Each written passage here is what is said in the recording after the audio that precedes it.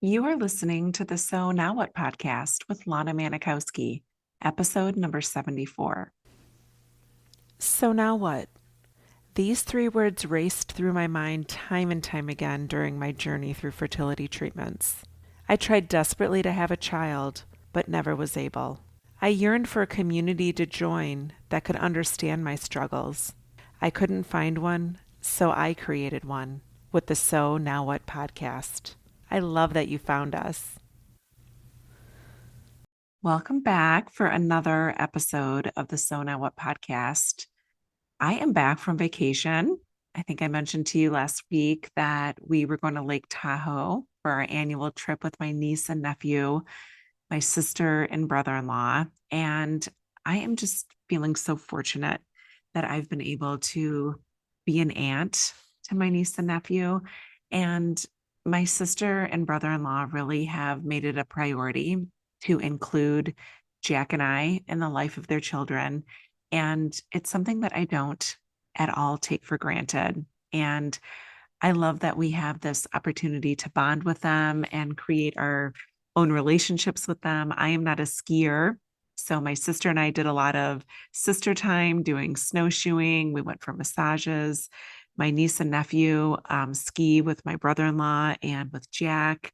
And I love that they have that bonding time with them. And it's also so beautiful to watch them grow as little people that we once knew, and they now have their own personalities and their own subset of jokes and things that they gravitate towards. So I'm so fortunate to be an aunt and to have this opportunity every year to just go on vacation together and chill out and have so much fun.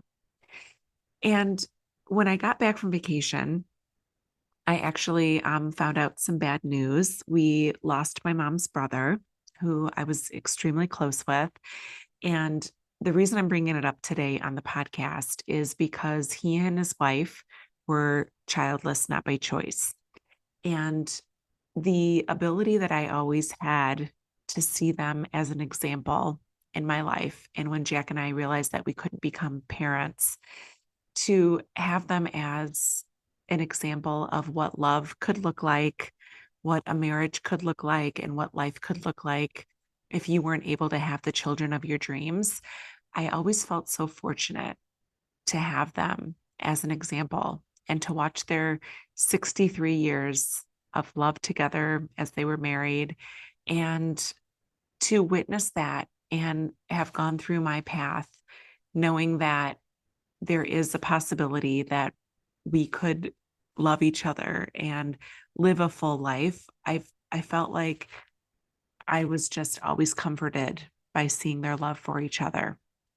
And the reason I bring it up today is if you know anything about me and what I like to talk about in my community and on the podcast are the things that a lot of people are thinking, but they never fully say out loud when they think about their road to childlessness. So, what I'm going to talk about today is why it is that we believe that when we die, we are going to grow old alone in a nursing home. And most of us think that we might be penniless because we'll have no one to monitor our finances and we will be robbed blind of of our money and have nothing to grow old on. Okay. So I know I can't see you right now, but I could probably raise your hand if that thought has run through your mind. So, in today's podcast, I bring this to light because I think about my uncle who passed away, who did not die old. Well, he died old. He did not die alone and in a nursing home. He died surrounded by nieces, siblings, friends that loved him because he made a difference with his life on earth. And I want us to start thinking about what we can do to create a life for us that we are not worried about what that day will be like for us. What impact can we make today? And what evidence can we bring forth in our life that will not even have us worrying about that point? that we don't even stop to entertain what it is we worry about in our last days.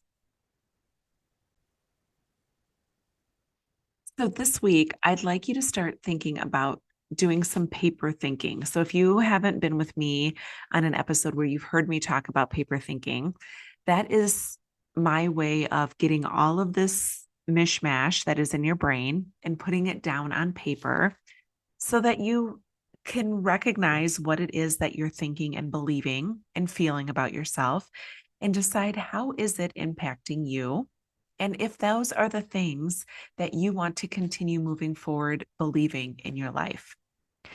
So I want you to think about how you want to leave this world on your last day. What do you want it to be like? What do you want to feel about your life? What do you want to think about the existence you had? And this might be hard for you to do because it is common to fear your death. And I get it. I think a lot of us are fearful of what our last days will be. But let's think about what we want to fill our life with doing so that when we get there, there isn't a ton of regret. There isn't a ton of worry that we're alone. There isn't a ton of worry that we're penniless because we have spent so much of our life creating the things that we want to create for ourselves. So when you write these things down, I want you to allow yourself to not have any guardrails up, no telling yourself, I shouldn't be thinking this, or it's impossible that I'll ever be able to accomplish this, or things like this don't happen for people like me. So I want you to just remove all of that from your brain just for these minutes that you're doing your paper thinking and let yourself start to dream. What do you want to fill your time with? Who do you want to be? We talked about episode 72. We talked about your purpose. If motherhood doesn't have to be your purpose, what are the things that you want to continuously incorporating in your life that create your purpose for yourself every day? And like we talked about, your purpose can be ever changing. It doesn't have to be one unique thing to you that lasts you the rest of your life. Your purpose could change every single day. So now I want you to think about what you would be filling your time with and who you want to be filling your time with. Because if we're fearing dying alone and those constant thoughts are coming up in our mind, are we really out there creating relationships and creating connections with people that will have meaning in our life? And that doesn't mean everyone has to be our best friend. It doesn't mean that we have to have a list of 40 people that we call on a weekly basis, but there are little connections that you can create every single day in your life. And so I want you to think this week about where you're going to find those connections. Where do they exist? How will you put yourself in a position that you are feeling connected to others? Are there places you want to volunteer?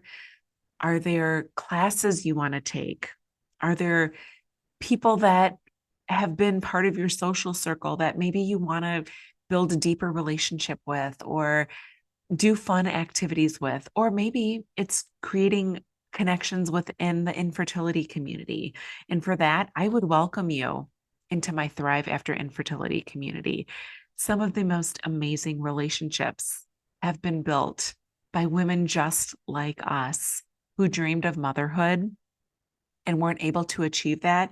And so they decided they wanted to find other like-minded women who have been through their struggles, who won't judge them for the way that they're thinking or tell them that everything's going to be okay. They are real live women who have lived your story.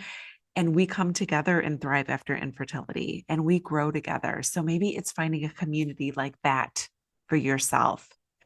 But if you're continuously sitting in this space that you are believing and worrying about your last days, you will not live a life that is representative of who you truly are. Because that is one thing. And when I was reflecting on the life of my uncle, they never had kids and he never complained about it. And I'm sure that there was some sadness. And I'm sure that there was a time in his life where he desired that. But when I think about him and I think about his life, he never once seemed disillusioned with his life. He never once seemed like he wishes he was somewhere else or wished for more. So how can we live more of that? That was just such an observance that I took when I thought about his passing of how can I be more of somebody who feels contentment in their life each day? And feeling content does not mean that you don't go out and try to achieve more and challenge yourself. But if you can look at yourself every single day and feel content in the person that you are being each day, that is going to build a lifelong progression of fullness and happiness and joy for yourself.